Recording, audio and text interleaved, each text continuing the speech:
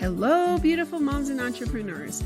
My name is Sharice Walker, and I'm your host of the Unbreakable Mompreneurs podcast. This is a place where we come together to learn, grow, and inspire. So sit back, relax, and let's get started.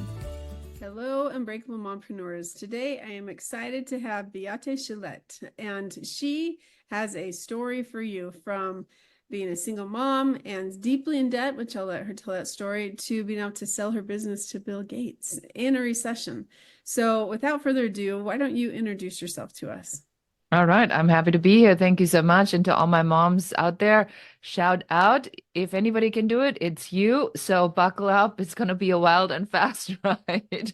So my name is Beate Chelette. I'm known as a growth architect. I work in Los Angeles as a business consultant, but I don't really like that word so much. So I really architect growth strategies. I have a soft spot for moms, mompreneurs, for anyone who is out there to make a good life for themselves and needs the shortcuts, because who needs the drama? Right. Drama is not fun, and we don't need it. That's for sure. I think we already have enough if we have children. So how did you go from being in debt to building this business that you then sold? And what was the business? Yeah, so the business was a stock photography syndication. So my original background is in photography, and I think I was an okay photographer. I wasn't as good as other people were. And so I realized quite quickly that I was better at the business side and not so much at the artistic side. And it kind of came just easy to me. I was a photo editor at Elle magazine, and then I immigrated to the United States. That has a lot to do with my personal abuse and the trauma from my childhood. You know, I have a very abusive mother, and really needing to go as far away on the other side of the world as I possibly can. And when I was at Elle magazine, I realized pretty quickly that I was in a position of power, and people will do and say anything to get an advantage, but this had nothing to do with me. It was all about the job, and I did not like that. So I wanted to figure out who I was on my own against all of this other stuff. And that's when I left and went to the United States. I became a business owner by accident in a massive recession. I had a 6 months old baby. My marriage is going down the drain. I get laid off, and we have one disaster after another. And so now I'm in this wild ride of being really unemployable with a small child, going through a really nasty divorce with an alcoholic and a pathological liar, which I just hadn't even figured out. I was this naive. And I'm going deep, deep, deep, deep into debt, trying to figure out how I'm gonna make this. And I find that my employee got a little too close to one of my key vendors. Really, I got to like $1 million, a decade of just hardship. And I'm like, okay, I finally got it figured out. I'm running a $1 million business. I'm in the 4%. I got it going on. Things are great. And I couldn't shake this feeling something was going on behind my back. And I fired my assistant, and I fired her too late. So she had come up with a plan to run my business with my key vendor, which was my business without me. And because I don't know any better, Sharice, I sued them. And now I'm in this massive lawsuit for what seems to be forever, for a year. And just as I think, okay, I'm going deep into debt in this lawsuit, there's a silver lining on the horizon, because the production season is coming. It's doing a lot of photography production for people coming from all over the world to the United States, to Los Angeles, Mercedes-Benz, Levi Strauss, Wrangler. I mean, great companies. And I have $500,000 worth on the books, and then September 11th comes. And it's over in 24 hours. Like literally, it was done. Usually when you lose a business, there's signs, and there was nothing. The planes hit the World Trade Center. My production business was gone. I mean, everybody canceled and they never came back. And then by the time they were ready to come back, I had lost so much that it just wasn't even worth rebuilding. And the lawsuit settles, and it's like nothing. Like literally, it was all said and done, paid. I had nothing. So now I'm having this idea for the stock photography syndication. As a former photo editor of Elle magazine, I used to buy these stories of celebrities, hanging around their pool and in their homes.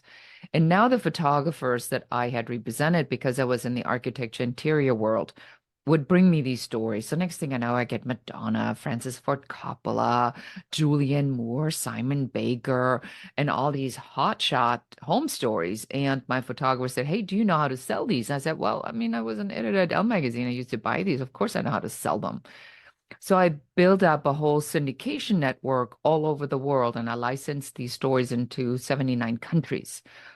And that is when I'm now running up the spiral staircase in basically 4-inch stilettos as fast as I can, right? With my baby strapped to my back. And I'm going like, I'm going to make it. I'm going to make it.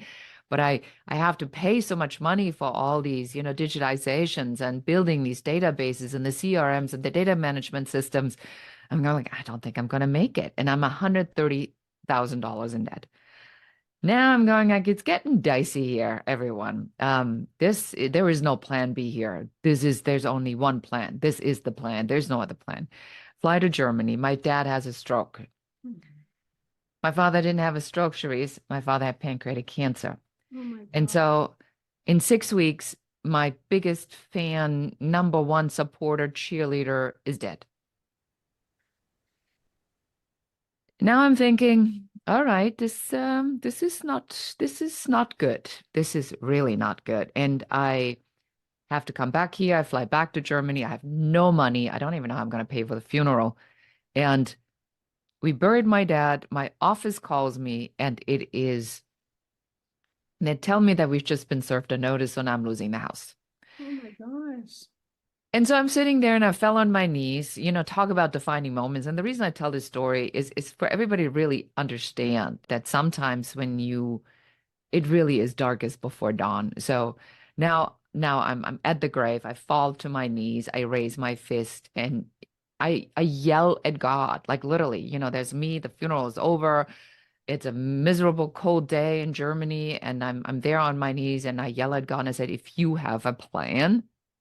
Now, this would be a great time to fill me in because I just couldn't fathom. I couldn't fathom that after all of this, the answer to everything was, nah, nah, nah, nah, nah, nah. The joke's on me. I said that I couldn't comprehend that. And I really want, if you listen to this podcast, I really want you to think about this because this is really the defining moment here for everyone in these really tough, hard breakthrough journeys of where you are pushing through your personal set point. You surrender. You say, you got to take over because I've done everything. I've called everyone. I've done what I could. I traveled. I spent the money I didn't have. I spent more money off money I didn't have.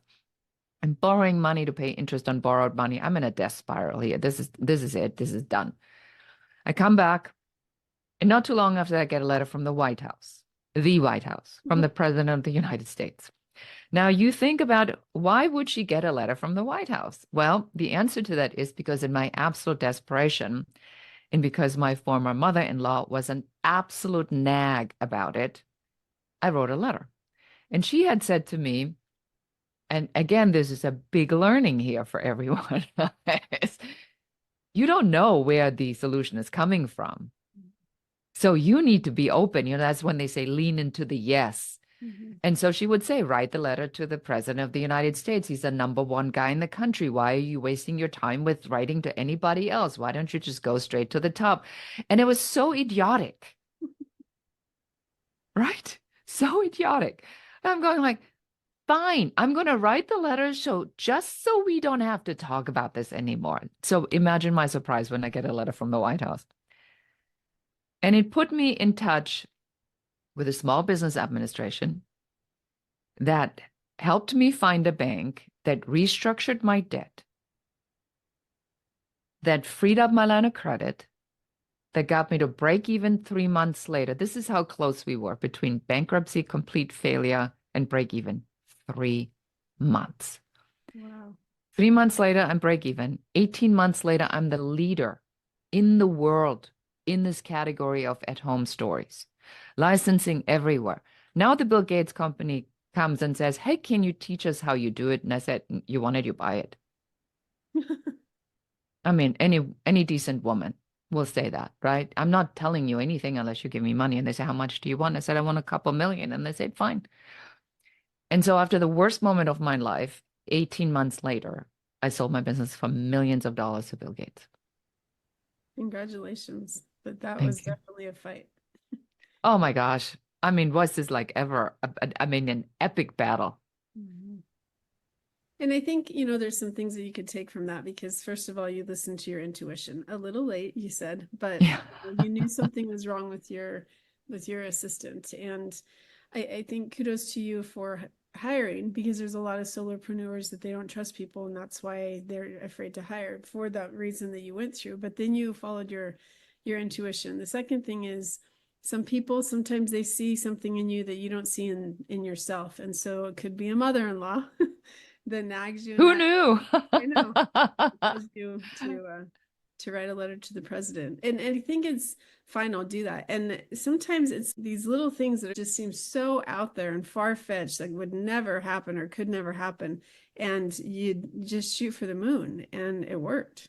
And so I think that with people, like what's between our ears can just stop everything. And if we can get away from that and realize that the sky's the limit, that it is possible. And so hearing a story like yours was so inspirational. First of all, I'm sorry that you had to go through everything that you've gone through, but you're a fighter. And I love to see the people that just keep fighting and they don't give up. I was running a 5K training for this marathon and several months ago. I was going fine and the race person said, if I were you, I'd just book it as much as you can until you turn around. And I didn't understand what he was talking about.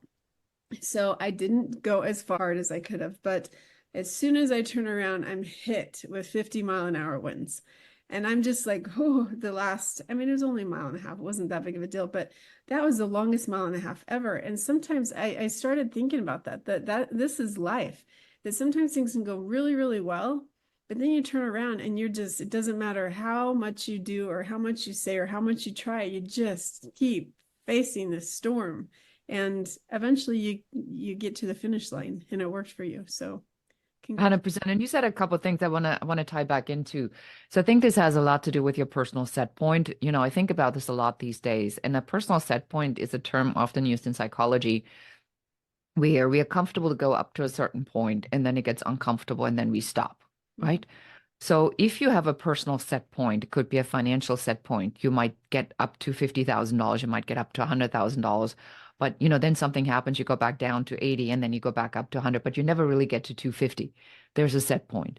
If you are running a marathon and you do your 5Ks, but you never get to the 10K, that's a set point, right? If you give up or if you can't push through something at a certain point, that's a personal set point.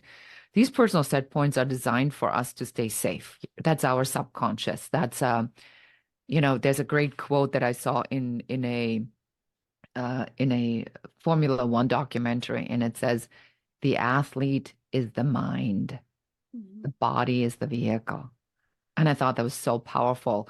So you have to always remind yourself that your set point gets you to where you are today. That's it. That's the set point. And if you stay at the set point and you kind of at this point up and down a little bit, you staying at that set point. For you to do a quantum leap or to break through that, you have to move the set point. For you to move the set point, you're going to get out of your comfort zone. You're going to do things that are scaring. They're scaring you more than anything's ever scared you. Hiring other people.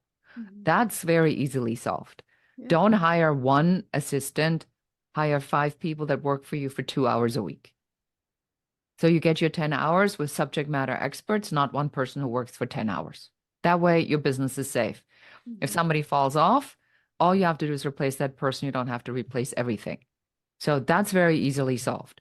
So you can move your set points by making the conscious decision, but you have to have this awareness that there is an actual set point. And I think that a lot of times, specifically for mothers, and I'm gonna say this out loud, we have been trained to make sure that everybody else comes before us. That is the sacrifice the mother makes. We sacrifice how our bodies look and feel because we push those beautiful babies out. And then we'll never regain the status of what our body was like before. And then we pay the consequences. And then, you never lost your baby fat and you're not as hot as you used to be. And your bust is not as pretty as it used to be. You have cellulite, you have stretch marks, you have all kinds of things. And then people kind of make it sound like it's something you did. You're like, I didn't do that. The little one did that to my body. But we carry that graciously and because we are. But there's a piece in our head where this sacrifice idea is so ingrained in women that we constantly sacrifice ourselves even when it's really not necessary. I have come to the conclusion, and this is a little bit of a branding idea I've been working with Cherise. So I have a 31-year-old daughter, and my daughter has a daughter. So I'm officially a grandparent. And that ages me like dramatically. And so I'm going like, well, that in itself is wrong to call me a grandmother. I mean, but maybe that's what the grandma looks like. Well, I mean, that is the life. So what matters now? So this is a moment where my daughter comes and visits, and her daughter, she nurses her daughter. Kayliana falls asleep. And then she says, Mom, can you bring her in the crib? I'm like, no, I want to hold her for a little bit and just watch her sleep. And so I hold her, I watch her sleep, and I'm in this moment, and literally nothing mattered. Nothing. I didn't want to be anywhere. I didn't have to make any phone calls. I wasn't worried about money. I wasn't worried about the next job, about sales. I was so in this moment. And I thought to myself, I'm a grandparent. I get to hang out with my grandchild. My daughter talks to me. Hooray. I live in a beautiful house. I live in the Pacific Palisades in Los Angeles. I have money in the bank. I still feel and look good. So literally, isn't this representing the point we all strive to get to? Is it not now the moment to recognize that I made the mistake so I can share the shortcuts on what it takes to have this moment and be in this moment? And then subsequently, what matters now and what doesn't matter. And that to me has become such a powerful part of what I do now that I feel I want to shout it from the rooftop. There is no there. Yeah. There is no there. You heard it here first. There is no there. There is no there for you to get to. There's only here. And you better make that journey a series of here moments so that when you get there, you actually didn't blow up your life in the process. Mm-hmm. Yeah. So many good things that you just said. And it led me to, there's a movie that my kids and I were watching. My daughter put it on, something about the sea. It was Trudy Etterly. She's 1926. She was the first woman to swim the English Channel. She was 19 years old. Her first attempt didn't work because her coach, who also tried to swim the English Channel, failed. And so he drugged her, put some stuff in her tea, and she fell asleep the first attempt. Her second attempt, she was 19 years old, and it took her, I think she finished in 2 hours less than the 5 guys who did it before her. And so there's so many things that you could take from that. I have this habit where if I watch something and I learn about someone, I have to learn everything about that person. And so I started researching, and it said that, first of all, she lost her hearing after that. But second of all, what happened was, I forgot his name. He flew the Atlantic Ocean the next year. And so they said that she was basically a relic. What she accomplished was trumped because he was able to fly from, one side of the Atlantic to the other. And I'm sitting there thinking, okay, yes, he flew, but that doesn't take any physical strength. I mean, like it did with her. And so I think that with you, where you were in that moment with your grandchild, just enjoying the here and now. And so many times I think people think, well, when I get to this point, then I'll be happy. When this happens, then I'll be okay. When this happens, this will be okay. And that's just, you have to enjoy the journey, because if you don't, then what are you living your life for? You're burned out, you're miserable. The litmus test is if you think your children are in the way of you working more, that's your litmus test. Then there's something off. And it takes time to get to this point, and it takes experience. And it's been interesting because, my grandchild is going to be one next week at the time of this recording, and I am really recognizing on what a massive change that has done in my life. And just I honestly, I think this is also part of it. There has to be an honesty to say, what are you doing it for? Yeah. And yes, there can be a struggle to get to that point. Most likely there is, because remember, we have set points. So you have to push through the set points to get to whatever it is that you're desiring. That requires that, otherwise everybody would be doing it and they're not. But there is this moment where you say, that was a really good moment. Can I pause here? Mm-hmm. Can I pause and lean into this moment and enjoy these like 5 minutes where I just hold her and I just stare at her and think how unbelievably blessed and amazing and wonderful my life is. And I appreciate that. And I think there's a picture that I took. I'm one of those weirdos, I guess, where I knew the sex of my baby for years before I had them. And there was an 8-year gap because I went through a divorce, but I knew that I was supposed to have this girl, Melissa. She's my number 5. And it was like, there was one day where I was holding her, like you said, and she had her head arched and she just stared at me. And it was probably 30 minutes. We were just staring at each other and I took a picture of it. And it's those moments, you're right. It's like you work so hard to have them come to this earth, and then what, so that you can ignore them and go and do something. And that's why I started this podcast, because I want people, and specifically women, to understand that you can have a business, but your family, how do you juggle that? And sometimes, yes, you have to spend more time on your business. My husband just lost his job. So it's like, okay, well, I got to like gear it up again. Showtime, yes. Yeah. Because I took some time off because he was supporting it. So it's like, okay, but it's still making sure that, well, I'm not going to work past this time, and still have your boundaries so that you still be with your family. Or they're in the middle of summer, so maybe I take some time off and go do something with them, and then I can, there's different things, but that's the joy of being a mompreneur, because you can set your schedule around those activities and time. Yes, 100%. Yeah, I like this a lot. I like this conversation a lot. Mm-hmm. I think it's important to point out these things that, and then they go away. Yeah. And then hopefully they come back, and then they have children, and then suddenly they wonder how you did it all. Right. That's when you become the saint to them. Like, because with my mom, I think I had a better relationship with my dad growing up than my mom. And that must have been really hard, because I look back now, holy cow, how did that woman do everything that she did? When I say that woman, my mom, I love her dearly. I think that she walks on water more than I ever did before. And so it's like, well, you just have to be patient. Hopefully that they'll realize all the sacrifices you made. And if they don't, that's fine, but you did it because you love them. Yes. 100%. So hard. So you have what's called the 5-star success blueprint. Can you expand a little more on that?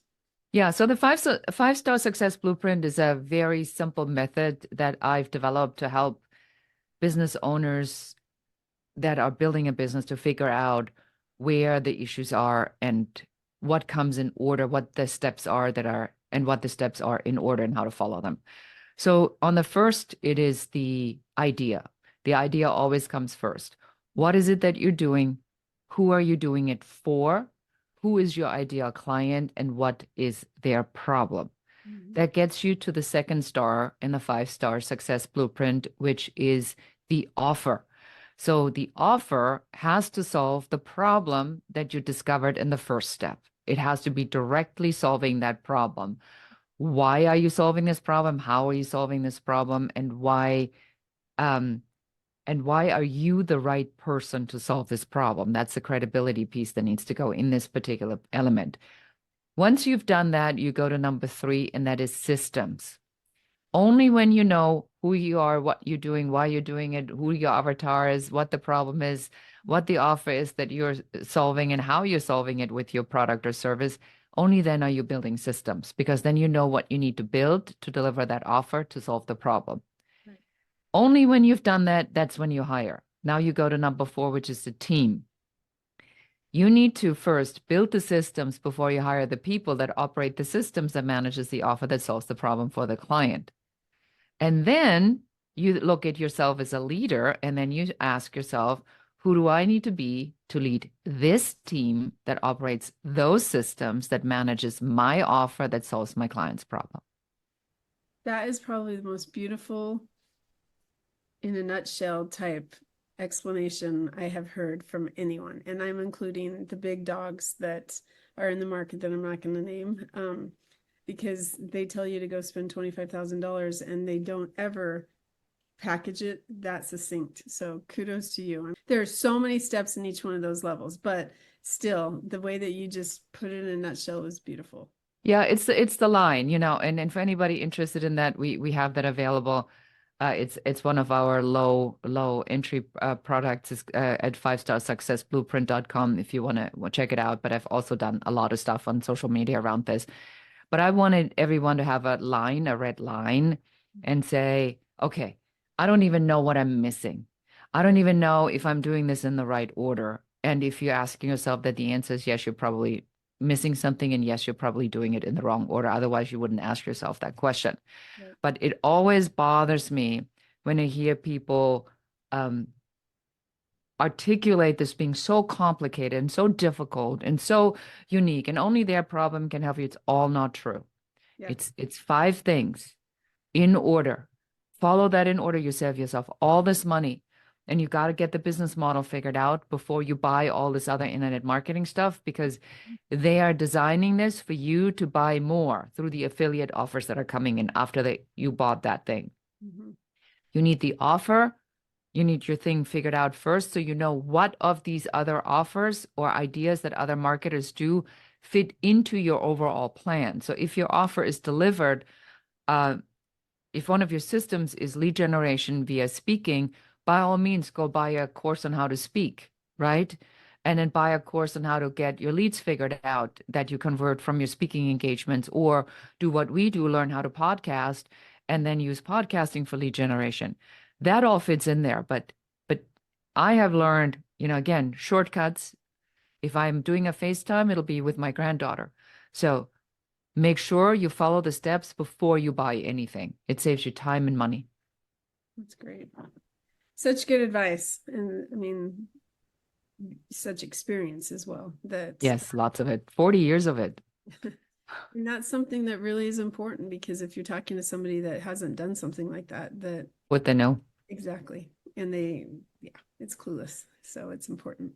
All right. So if gonna switch gears again for a second. If you were sitting down on a park bench and you saw someone like your daughter who was pregnant for the very first time that came and sat down next to you, what advice at any stage, because you've had it all now, at any stage of that motherhood process, what advice would you give her now?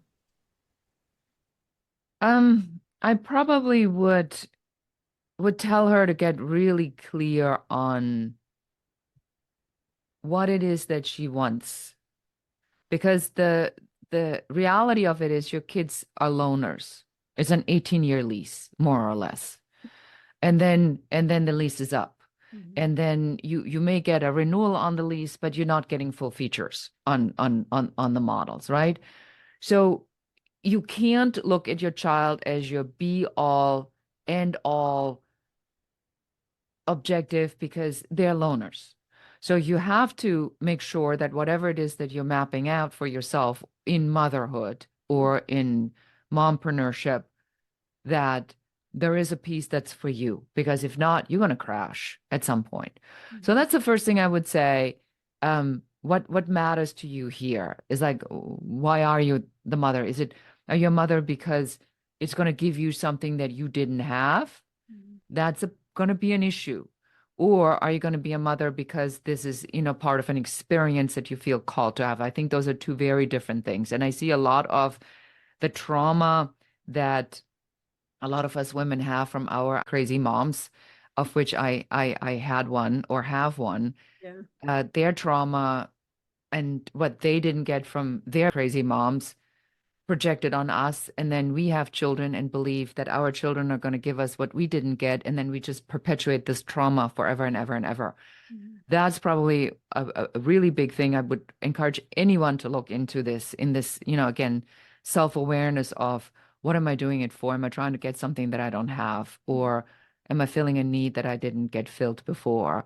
Or am I at 100% and I use this experience to, experience more things to make this experience another 100% within that 100%, right? So there's nothing missing. It's a rich experience to get started with. That's because I think that'll stop a lot of trauma along the way, and a lot of pain for a lot of women and the children, and a lot of probably therapy hours and expense along the line. And the second thing I would say is really make a conscious attempt to accumulate here moments consciously. This is a moment. This is a moment. And you make a marker. It's a moment. So you have a bucket full of moments, because in spiritual mindset and in success, we know that the more energy vibration you have on this perfection of the moment, of these moments together, the more successful you will be, because you're vibrating in this perfection, in this gratitude, in this moment, right? So accumulate as many as you can.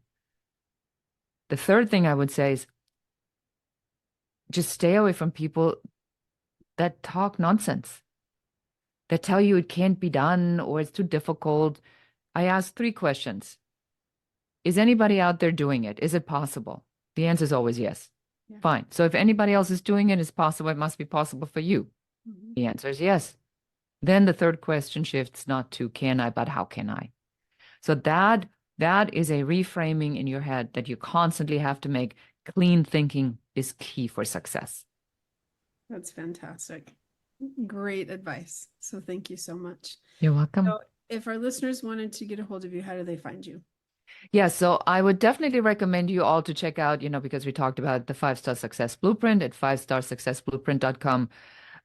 You can find me anywhere on social media, but I have a free quiz that's under whatsyourtalentworth.com. Just make sure it's HTTP. For some reason, the S does not work. So it's whatsyourtalentworth.com. It's a 2-minute quiz where I'll take you through a formula that I created, the profit formula, that will tell you what your earning potential is with your skill in this market. And it's remarkably accurate. That is fantastic. I'm going to actually go take that right now. Yeah, please do. I can't wait to see the number. Well, thank you so much for coming on. You have just have so much phenomenal advice that I know that our listeners could use. And so moms, specifically mompreneurs, if you are listening to this episode, I hope that you have taken some golden nuggets showing that she went from so much adversity, yes, and adversity and opposition, and she was able to build something that has just been able to be so successful. Now she's able to help women like you that are looking to grow their business as well. So thank you for being on. Sure. And while we're at it, please, wherever you're listening to this podcast, will you do Cherise a favor and go there right now and give her a 5-star review, subscribe, and please share this episode. I know all moms know all other moms. Share this episode maybe with 2 or 3 of your friends that really need to hear what we were talking about today. It is a labor of love. Give Cherise some love back. Thank you. I appreciate that. Beautiful moms, remember, you are unbreakable. Keep illuminating the world with your strength, pursuing your dreams, and reveling in the splendor of motherhood. This is Cherise Walker, bidding you farewell for now. Stay tuned for more empowering conversations on the next episode of the Unbreakable Mompreneurs podcast. Until then, keep shining bright. Signing off with love, Cherise Walker.